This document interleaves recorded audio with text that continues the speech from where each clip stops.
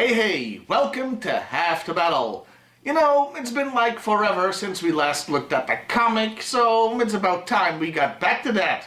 The last issue I reviewed saw Stalker, Quick Kick, Snowjob, and Outback head to the fictional communist country of Barovia to rescue an American prisoner. Unfortunately, when they got there, it turns out another branch of the US government had already done a prisoner exchange, so the guy was already back in the US. And nobody told the Joes. I'm the government, I'm the government, I'm the reason nothing works. I finally got to use that clip and pay homage to Linkara's joke. Worse, 3 of them got captured, with only Outback evading arrest for the time being. This was an issue of the regular comic series, but the story was set to continue in the Special Missions series. So that's what we'll be looking at today. Special Missions, Issue 6, Evasion. The cover depicts Outback as if he's about to piss his pants, being hunted by Barovian soldiers. The general gist of this does happen in the comic, but not this exact scene. Something that we're familiar with by now when it comes to comic covers. It's a pretty good cover though. The opening page pretty much starts where the previous comic left off, even doing the same recap I just gave you. Colonel Retnikov, who will be our villain for today, is informed they're missing one so-called terrorist, so he asks Stalker about it nicely.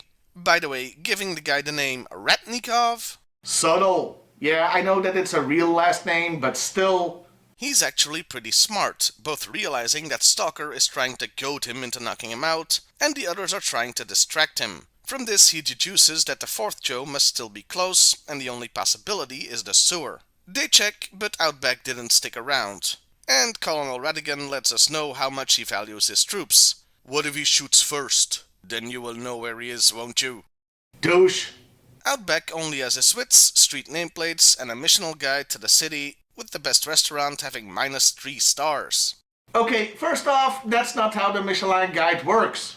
And second, in case you've never heard of it, the guide was like Yelp for snobs in book form. It's still around, but I think it's gone fully digital now. Anyway, Ronald Red has come up with a plan. Pour a stupid amount of gasoline into the sewers and then ignite it. The gasoline alone is enough to send all rats in there fleeing in terror, and, not gonna lie, if I was Outback, I'd need a change of underwear at this point. Anyway, they throw a cigarette down there that causes an explosion. Fun fact, a burning cigarette will not cause liquid gasoline to ignite. But this isn't a nitpick, as that's not what happens here. They didn't fill up the entire sewer with gasoline, but it is now filled with gasoline vapors. And those can very much be ignited with a cigarette. What is a nitpick is that such a large explosion wouldn't just cause the covers to blast into the sky. The entire street would pretty much be demolished. But even with this limited effect, it seems like overkill, especially when you see one lid barely miss a tram. That could have been a nasty accident. Luckily, the tram has plot armor, as this is what Outback uses to escape, narrowly avoiding being burnt to a crisp. There's an Outback Steakhouse joke in there somewhere, but damn if I can find it. So they obviously don't find the body, meaning they have to figure out where he's planning to escape to. One side is Russia, so that's out, the other is a desert, and a third is blocked by the Alps. So I guess we won't find out what happens when you find a stranger in the Alps. See what happens when you find a stranger in the Alps? Also, I wish I could have avoided this, but with all this information, I feel obligated to find out where the fictional country of Barovia would actually be on a map. Christ, the things I do for this show! Okay, near as I can figure, Barovia would consist of parts of Hungary and what was in the 80s known as Yugoslavia. It would be a strange shape and doesn't fit perfectly, but that's the best I can do. Anyway, the hunt is on, as Outback makes it to a farmer's market and steals some clothes while also trying to buy a chicken seller's truck. As to how he can afford a freaking truck, well, the bad guys answer that question when they find a whole bunch of counterfeit money at the Joe's hideout. Okay, if he had all that money, why did he steal the clothes? Dick move, dude. He buys the truck, but says he got fleeced, paying 50,000 Barovian rubles for it, which would buy you a brand new Jeep Cherokee in the States. Well, with all that information, now I just gotta find out what a Barovian ruble is actually worth. Okay, so a Jeep Cherokee from the mid-80s would at the time set you back about $12,000. So if 12k dollars is 50k rubles, that means $1 is worth about 42 rubles. Moving on. He picks up a hitchhiker, figuring it's good cover if they're looking for just one guy, but he turns out to be less of a hitchhiker and more of a hijacker. Meanwhile, Colonel Radigan arrives at the market, and since the counterfeit money had sequential serial numbers, they can find out who's got some. The chicken seller, who, now that I look at him, looks a bit like Dial Tone, folds immediately and tells them where Outback was heading. And he's on a delivery run of pain. As he stomps on the brakes, sending the carjacker into the windshield. Remember kids, seatbelts save lives. Not satisfied with that, Outback proceeds to slam the guy's head into the glass some more.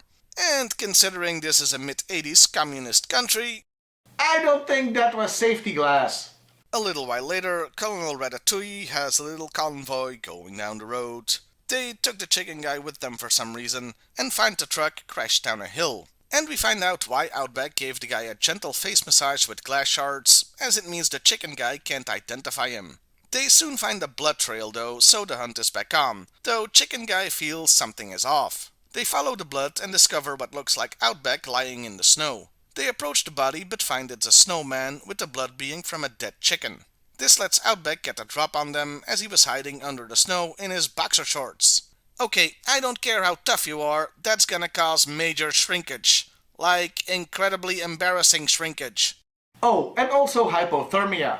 He orders them to get to the chopper, but lets the chicken guy go. He orders them to fly using his directions, smashing their own navigation and radio equipment in the process. He also straps on a parachute. A little later, he bails out, urging Colonel Master Splinter to turn his ass around and don't look back. But since he's a radical rat, he ignores this and orders the chopper to follow right into the sights of, I wanna say an Austrian anti-aircraft unit? Their commander speaks German, so that's the closest I can get, and it sorta lines up with our geographic theory from earlier. They shoot the hell out of the helicopter, bringing a welcome end to my rat-related puns. I guess you could say the Austrians smelled a rat? They find Outback, thinking he's a Barovian commando, but he looks quite happy and wants to talk to the American embassy. And that was Evasion. Overall, it was a pretty great story. It was one man against the world. Well, against one country anyway, and had a good antagonist. The colonel was smart and competent. Well, up until the end anyway, and he was a character you loved to hate, meaning his comeuppance was pretty cathartic. But there was one innocent victim in all this. The chicken! Why did it have to die? He could have used the blood from the carjacker. Let's all take a moment to remember Mr. Peckles. My heart will go on. Okay, enough of that. This kind of story also justifies the existence of the Special Missions series. It's a look at the struggle of just one Joe who was part of a larger operation, and it's pretty much Outback's only starring issue. If the Barovian story arc had been limited to just the main series, I doubt we would have seen this issue as part of it. Instead, Outback would have just shown back up at G.I.Joe headquarters. In fact, that's exactly what happens in an upcoming issue. So yeah, this was a great use of the Special Mission series. Kudos! Well, I'll see you next time, everybody. And hey, why not like, share, and subscribe if that's your thing?